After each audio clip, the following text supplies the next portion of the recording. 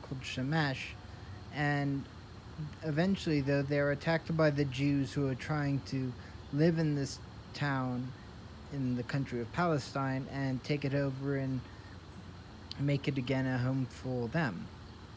But the Arabs in response to that, after they're taken out of the town, trying to build up an army, massacre a bunch of people at some point to retake the town. The Arabs, in the justification of their actions, think that the Muslims are superior to the Jews in many ways relevant to their faiths. Jews don't accept Jesus, Jews don't accept Muhammad, so not accepting either of those, the Muslims are going to attack them because they believe they are the rightful people in God's eyes. So the Arabs have conquered Taba, which originally was held by them but was conquered by the Jewish people and they drove the Jews out. Well, in Taba there are a couple of Jews remaining, and one of them, Gideon, is sent outside the city, and when sent outside the city he goes to several places in the Arab world, including Damascus and Bangkok, and is treated badly there. However, at this point in the novel, the Jews are being approved of coming to the land of Israel, which is Palestine, and declaring that a new nation. And of course this upsets the people of Taba, which are Arab, and they are not happy about what Gideon is happy about. So the Arabs eventually reach Taba, the village they were going after, and there they make an important decision between two religions. They claim that Muslims are the legitimate religion because Jews did not accept Jesus and Christians did not accept Muhammad. So essentially, since Islam was the newest of the three religions, it was the greatest Abrahamic religion of them all. So at this point, the Jews have retaken Palestine for their own people. Palestine was considered largely to be a colony of the British rather than as an independent nation. But Israel itself is trying to become an independent nation, but are a bit concerned with their own numbers. Their numbers are small compared to the Arabs surrounding them. However, in addition to the fact that Palestine would essentially be a colony to the Western world at this point, and the second thing is the Arabs are conflicting with one another for various things. These conflicts the Arabs have are basically causing them to not unify to protect Palestine. It's going to be either the State of Israel or a Western colony, either way. A few days later, Jaffa fell to the Haganah and Irgun. On the Arab population of 70,000, only 3,000 remained when a final assault was made. On May 14, 1948, David Ben-Gurion reached the Declaration of Independence of the State of Israel. Within hours, the entire Arab world attacked. Now, the entire world does attack, and what's interesting about this is that the Arab worlds are finally one together in their same mission to get rid of the State of Israel. This is the first time the Arabs have actually agreed one another enough to come together in the same military response. But this doesn't prevent the Jews from defending their own nation, and eventually they managed to get rid of all the Arab cultures. Despite how different they were together, and the Jews successfully got rid of them. So all the Arabs do become united in a way that they don't like the State of Israel and want to get rid of it. But there is something that kind of is bad in the Palestinians' eyes. So the idea is that the Palestinians get rid of the Palestinians are gotten rid of in the State of Israel and sent to Transjordan, the nation right by Israel's side. However, the Palestinians want to stay in their homeland and so don't want the offer of going to Jordan. So at this point in the novel, Ishmael is believed to have entered the first paradise where he meets Jesus. Jesus, when Ishmael asks him, is confirmed to believe that Islam is the major religion of the world, largely because the Prophet Muhammad was the last prophet. So Jesus basically confirms that Islam is completely legitimate. The final report from the Committee for Democratic Unity came as an anticlimax. It was announced that the Jordanian parliament has passed a bill of national merger. A chorus of cheers arose from Abdullah's lackeys. This was followed by a democratic vote in which the conference approved the Greater Palestine by 970 to 20 votes.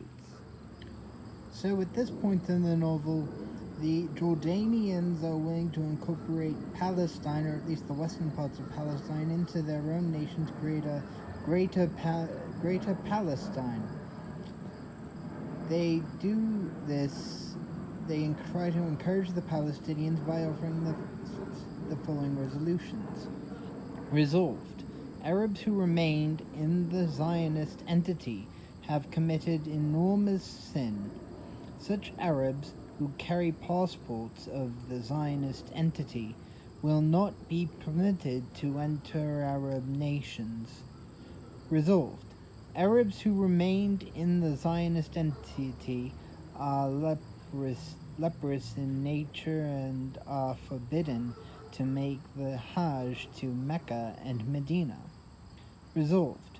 Arabs who remained in the Zionist entity have been contaminated and are unfit to pray at the Al-Aqsa Mosque and the Dome of the Rock and will be forbidden entry.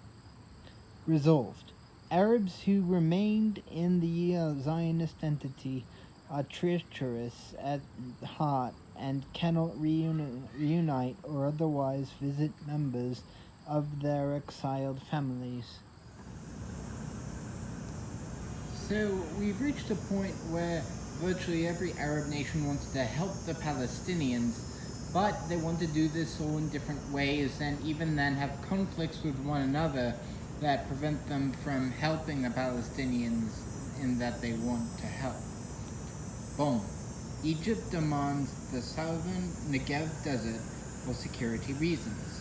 Jordan objects. Boom, boom. Syria demands the Western Galilee as an integral part of its Ottoman history. Lebanon objects. Boom, boom, boom. Jordan demands that its annexation of the West Bank be ratified. Everyone objects. Boom, boom, boom, boom. Lebanon demands the annexation of Eastern Galilee. Syrian objects. Boom, boom, boom, boom, boom. Democratic dialogue, parliamentary procedures, point of order, instructions from my government, brotherhood, unity, protocol, viable considerations,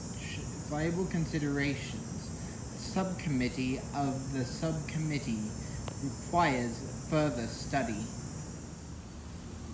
Hundreds of placards bearing Jamil's photographs were waved aloft along with other placards holding slogans of the fledgling revolution.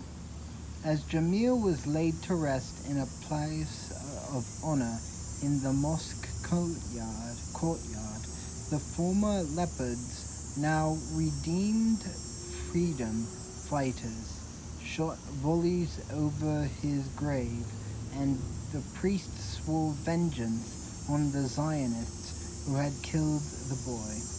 The first martyrdom of the Palestinians had come to pass.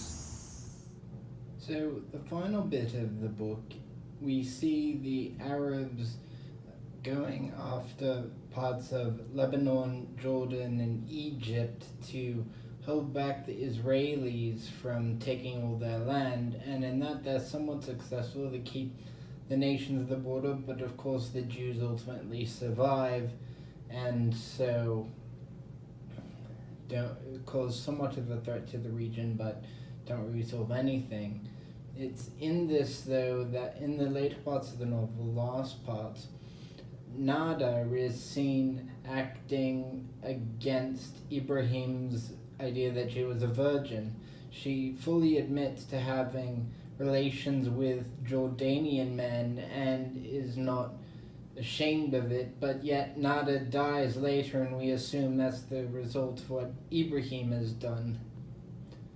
Later, we see Ishmael saying a story of his wrongdoings, and he says to Hajj Ibrahim to kill him, and before Hajj Ibrahim does, he suffers from a heart attack and dies there. Finally, to finish off the novel, we see Ibrahim going up a ton of rocks, and we see people chasing after him, which he's been declared the new leader, and he eventually falls down from the rock ledge, and we assume that he dies, though we're not told specifically. So, what's this book trying to say about the Palestinians? So, let's look at the people who've conquered Palestine for nearly 2,000 years. They've been the victim of basically many of the world's countries and have really not formed their own state in over 2,000 years. Also, we have a bit of conflict over who rules what in the region. The Americans are siding with the Israelis and trying to help them create their own state.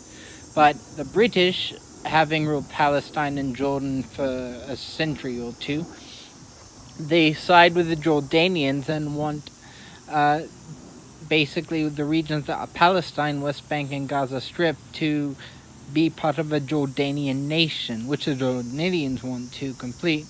But the Palestinians want their own nation independent of both parties. We who have tasted the sweetness of life must also taste its bitterness. But joy always follows sorrow, as the bird follows the wind. Sadness is only separated from joy by time, and the time has come to turn the page. But remember, my brothers, if we had not tasted bitterness, how would we appreciate sweetness? So what does what we just heard tell us? Well, it tells us that the Palestinians who believe they had just suffered will automatically get joy, because joy and suffering are always one in the two, and the same always occurs after the other. So they believe that joy will come next for them since they have experienced sadness. So in the last part of the novel, we find the Arabs holding back Israel with Lebanon, Jordan, and Egypt, but they ultimately fail at getting Israel, which is ultimately what they want. So they in some ways succeeded and failed. But I also should say that although Ishmael is given the title of being the leader of people from Jaffa, Jerusalem, he does so under Islam's major problems. In 10, 20, 30 years, the world of Islam will begin to consume itself in madness. We cannot live with ourselves. We never have.